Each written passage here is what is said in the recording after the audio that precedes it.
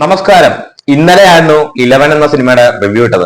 ശരിക്കും പറഞ്ഞാൽ ഈ 11 എന്ന സിനിമ കണ്ടു തീർന്നപ്പോഴത്തേക്ക് വിചാരിച്ചായിരുന്നു ഇങ്ങനെ ഒരു സിനിമ റിലീസിന് എത്തിയ കാര്യം. ബ്ലൈൻഡ് സ്പോട്ട് എന്നാണ് ചിത്രത്തിന്റെ പേര്. പ്രധാന വേഷത്തിൽ നവീൻ ചന്ദ്രയാണ് എത്തിയിട്ടുണ്ടായിരുന്നത്. ഇന്നലെ തന്നെ ഞാൻ 11 എന്ന് പറയുന്ന സിനിമ കണ്ടപ്പോഴേ വിചാരിച്ചു ഈ ഒരു സിനിമ കാണണമെന്ന്. കാരണം ഇത് മാറ്റി വെക്കാൻ പറ്റാത്തൊരു സിനിമയാണ്, ഇത് കണ്ടപ്പോഴേ വിചാരിച്ചു. അപ്പൊ നമുക്ക് ബ്ലൈൻഡ് സ്പോട്ട് എന്ന് പറയുന്ന സിനിമയിലേക്ക് പോകാം.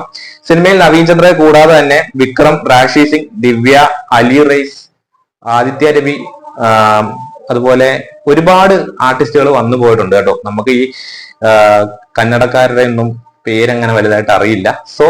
അപ്പൊ ഇന്ന് ബ്ലൈൻഡ് സ്പോട്ട് എന്ന് പറയുന്ന ചിത്രത്തെ കുറിച്ച് നമുക്ക് വിശദമായിട്ട് നോക്കാം.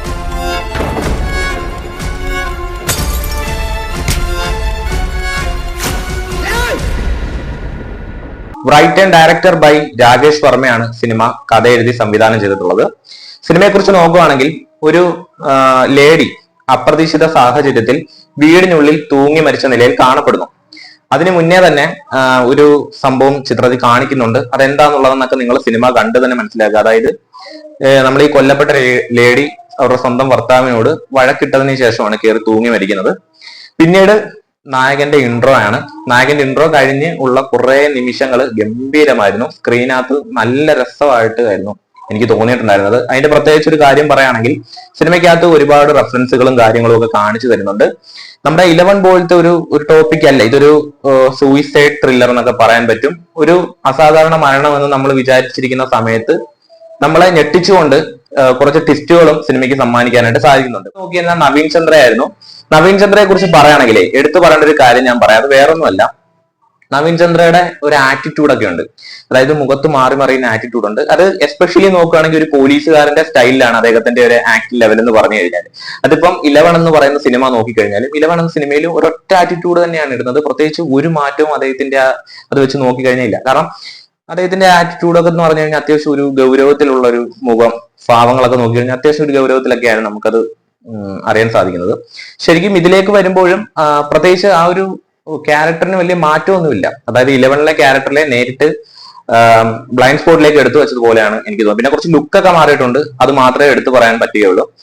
പിന്നീട് എടുത്തു പറയേണ്ട സിനിമയുടെ സ്ക്രിപ്റ്റ് ആയിരുന്നു. സിനിമയുടെ സ്ക്രിപ്റ്റ് എന്ന് പറയുന്നത് അത്യാവശ്യം എനിക്ക് തോന്നുന്നു ഇതിന്റെ ഡയറക്ടറും റൈറ്ററുമായ രാകേഷ് വർമ്മ അത്യാവശ്യം നല്ല രീതിയിൽ സ്ട്രെയിൻ എടുത്ത് എഴുതിയ ഒരു സ്ക്രിപ്റ്റ് ആണെന്ന് തോന്നുന്നു ഇത്. കാരണം ഇത് സാധാരണ രീതിയിൽ ഇപ്പം ഒരു കൊലപാതകം കാണിക്കുന്നു, അങ്ങനെ അങ്ങ് പോയി കഴിഞ്ഞാൽ ഈ സിനിമയുടെ ഒരു മൊത്തത്തിലുള്ള ടോട്ടൽ ലെവൽ നോക്കുവാണെങ്കിൽ ഈ സിനിമയുടെ ആ ഒരു സ്ക്രിപ്റ്റിനകത്താണ് ഏറ്റവും കൂടുതൽ പണി നടത്തിയിട്ടുണ്ടെന്ന് പറയാൻ സാധിക്കും.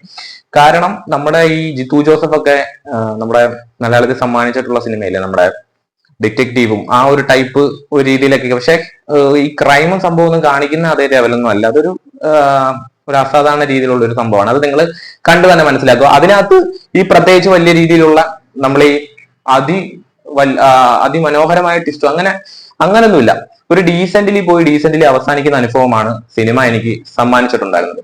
അതുകൊണ്ട് തന്നെ നല്ല രസമായിട്ട് കണ്ടുകൊണ്ടിരിക്കാനും അതുപോലെ നല്ല രീതിയിൽ തന്നെയുള്ള മേക്കിങ്ങും നല്ല ഡിഫറെന്റ് ക്വാളിറ്റിയിലുള്ള ഒരു സ്ക്രീൻ പ്ലേയും സിനിമയ്ക്കകത്ത് പ്രതീക്ഷിക്കാം. നിങ്ങൾക്ക് തീർച്ചയായിട്ടും കണ്ടു നോക്കാം. ക്രൈം ത്രില്ലർ ഇൻവെസ്റ്റിഗേഷൻ ടൈപ്പ് പടങ്ങൾ ഇഷ്ടപ്പെടുന്നവർക്ക് തീർച്ചയായിട്ടും ഒന്ന് കണ്ടു നോക്കാൻ പറ്റും. ബോറടിക്കാതെ കണ്ടു നോക്കാൻ പറ്റുന്ന അവസ്ഥ ഈ സിനിമ നിങ്ങൾക്ക് സമ്മാനിക്കും. എന്തായാലും ജസ്റ്റ് ഒന്ന് കണ്ടു നോക്കുക. അതുപോലെ തന്നെ ഈ സിനിമ നോക്കിക്കഴിഞ്ഞാൽ വലിയ നമ്മൾ പറയത്തക്ക വലിയ സംഭവമൊന്നും പറയാനില്ല. പിന്നെ എനിക്കിത് ഒരു പുതുമ തോന്നിയത് ഇതിനകത്ത് കുറച്ച് സംഭവങ്ങളൊക്കെ ഉണ്ട്. കുറച്ച് മാജിക്കലി കൊണ്ടുപോകുന്ന കുറച്ച് സംഭവങ്ങളൊക്കെ ഉണ്ട്. അതെന്താണെന്ന് നിങ്ങൾ കണ്ടു നോക്കുക. അത് ഈ സ്ക്രീൻ പ്ലേയുടെ ഒരു പ്രത്യേകതയാണ്. അത്തരത്തിലുള്ള കുറച്ച് പ്രത്യേകതകൾ സിനിമയ്ക്കകത്ത് സമ്മാനിക്കാൻ സാധിച്ചിട്ടുണ്ട്. എന്തായാലും ധൈര്യമായിട്ടൊന്ന് കണ്ടു നോക്കുക. അപ്പം അടുത്തൊരു വീഡിയോയുമായി നമുക്ക് വീണ്ടും കാണാൻ കഴിയും.